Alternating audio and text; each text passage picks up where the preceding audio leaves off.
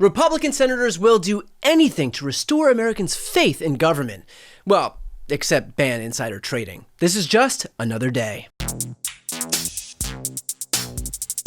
As most of you know, every job forces you to sacrifice something. Maybe part of your social life, maybe some family time, maybe it's money. Well, when it comes to that third one, Republicans aren't quite ready to surrender just yet. A bill that would ban members of Congress from buying, selling, or owning individual stocks is making its way through the Senate. The Committee on Homeland Security and Government Affairs voted 8-7 today to advance the measure for full consideration. Nearly all Republicans on the panel voted against the bill except for its sponsor, Senator Josh Hawley of Missouri. First off, I'm glad that Republican Josh Hawley supports this ban on congressional insider trading, but I refuse to heap any amount of praise on someone who gave a full fist of solidarity to insurrectionists on January 6th. The bar is not so low that merely introducing one piece of good legislation negates the fact that you advocated for an overthrow of the US government because you wanted pets from Trump. But back to the actual legislation. For some reason, it is not currently illegal for members of Congress to buy, sell, or own individual stocks, which seems odd considering they're privy to information that other stockholders, for example, the public, are not. So Hawley proposed legislation called the Preventing Elected Leaders from Owning Securities and Investments Act, otherwise known as the Pelosi Act, or sometimes referred to as the Josh Hawley is an asshole and can't propose legislation without trying to score political points Act. Now, as part of negotiations with Democrats, Hawley changed the name to the Honest Act, and this would prohibit members of Congress and their spouses from trading or holding individual stocks, and they'd have to comply with an audit every 2 years. And if this sounds like a good idea to you, well, you're not Senator Rick Scott. So this idea that we're going to attack people because they make money is wrong. Is absolutely wrong. We should cherish all of our different backgrounds.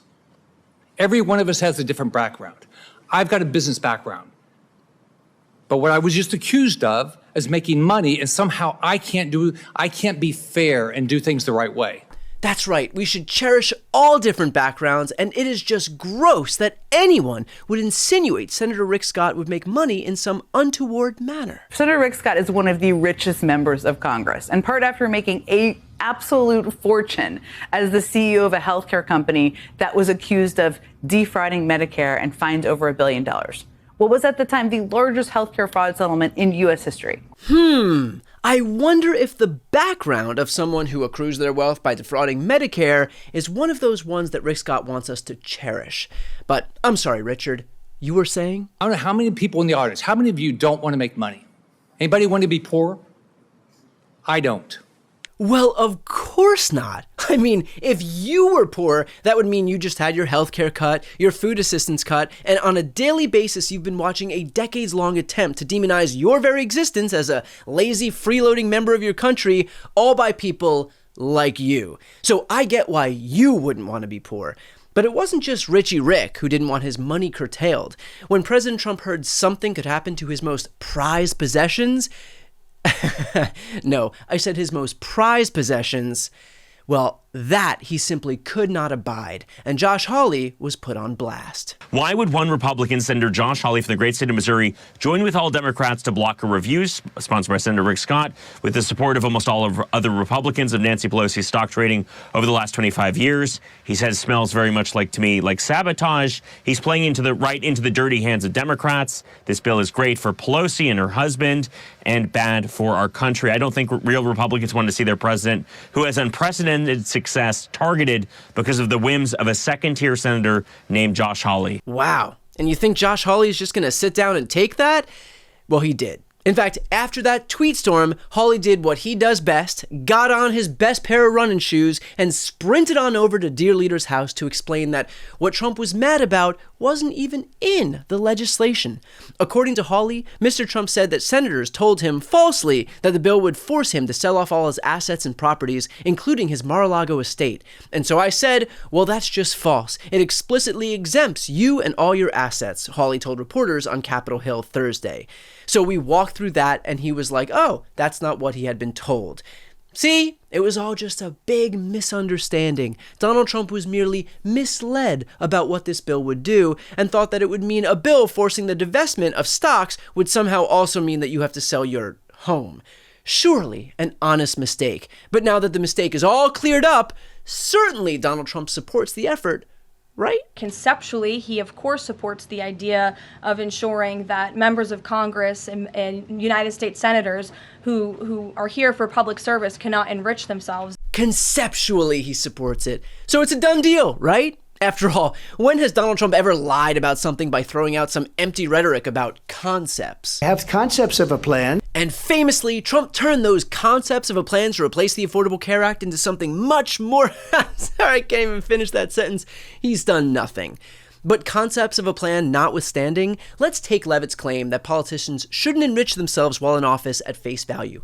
Caroline, your boss, the sitting president of the United States, just used the White House's account to promote the ribbon-cutting ceremony at his private golf course, charged $1 million per plate for a private crypto dinner, and even had the balls to launch his own gold-plated cell phone company. The only way Caroline Levitt could be more of a hypocrite here is if we discovered she worshipped the Antichrist. No, not that one. The real one. But besides forcing Republicans to be transparent about their finances and not engage in insider trading, or as Rick Scott calls it, being poor, there's actually another issue not being addressed here. Part of the bill, I do believe, would forbid the president immediately from buying and selling stocks, and it would exempt him from the divestiture part. Future presidents wouldn't be allowed to own things. So if Donald Trump were the next president, which, some say he might run for a third term, but he would be forced to divest everything. I think we're going to discourage good people, successful people from holding office. I hate to tell you, but the thing that's going to dissuade people from entering public service is not the need to divest their stocks. It is having to work with guys like you, who seem more than willing to take a dump on our Constitution by casually endorsing the very un-American idea of Donald Trump being able to run for a third term. Can we just sit back for a second and highlight how weak Rand Paul is? Forget the idea that his entire brand is purportedly built around our government having too much power, but now he's effectively hawking Trump 2028 merch? That would be bad enough unto itself. But now Rand Paul is just throwing his weight behind a guy who uninvited his family to the White House picnic because he disagreed with Trump on a single piece of legislation? I just find this incredibly petty. I have been, I think, nothing but polite to the president. I have been a intellectual opponent, a public policy opponent, and he's chosen now to uninvite me from the picnic and to say my grandson can't come to the picnic. I just the level of immaturity is beyond words. You're right. It is beyond words. Sometimes it extends to tweets, photographs, and even AI-generated imagery. The reality is, Rand Paul and the rest of Republicans love to tout that great business people make great presidents, and that's why we need to keep encouraging them to get into public service. But if Donald J. Trump is so great at business, why are our goods getting more expensive? Why is inflation rising? Why haven't we seen growth in our flat stock market? All Donald Trump does is give tax cuts to millionaires and billionaires and cut trade deals that disproportionately affect lower-income Americans. This monster trade deal with the EU that's a huge win for Americans, it is a consumption tax on us. We all pay that tariff. At the same time, Trump is perusing Interior Design magazine looking for tips on how to engolden his office. He is raising revenue on the backs of American consumers. Look, Joe Biden was not some business magnate. Probably because when he was growing up, the stock market didn't exist yet. If you wanted to make a trade, you'd have to tie up your horse and offer up 3 bottles of sarsaparilla and a mouthful of chewing tobacco for 30 minutes with a lady of the night. And yet, during his administration, we still saw 16 million jobs added, meteoric growth in the stock market, unemployment was down to a 50-year low, and America had the strongest economy in the industrialized world. Since I've been alive, there has not been a Republican administration that's created more jobs than a Democratic administration. There has not been a Republican administration that's had lower unemployment than a Democratic administration. And there has not been a Republican administration that's had a stronger economy than a Democratic administration. So this idea that Republicans have a better business acumen than Democrats is, like Giuliani's full head of black hair, a complete fiction.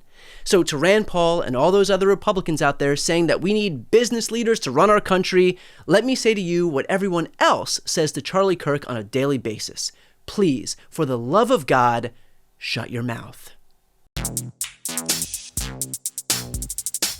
Before you go, if you enjoyed this content and you want to see more and support independent media, please subscribe to this channel. The subscribe button will be right here on the screen. But second, the reality is that we are now in a political environment where this administration can lean on any of the social media platforms to suppress certain voices if they don't like critical coverage. That means my longevity here is in the hands of a few tech billionaires who are already making it clear that they are willing to cater to this administration.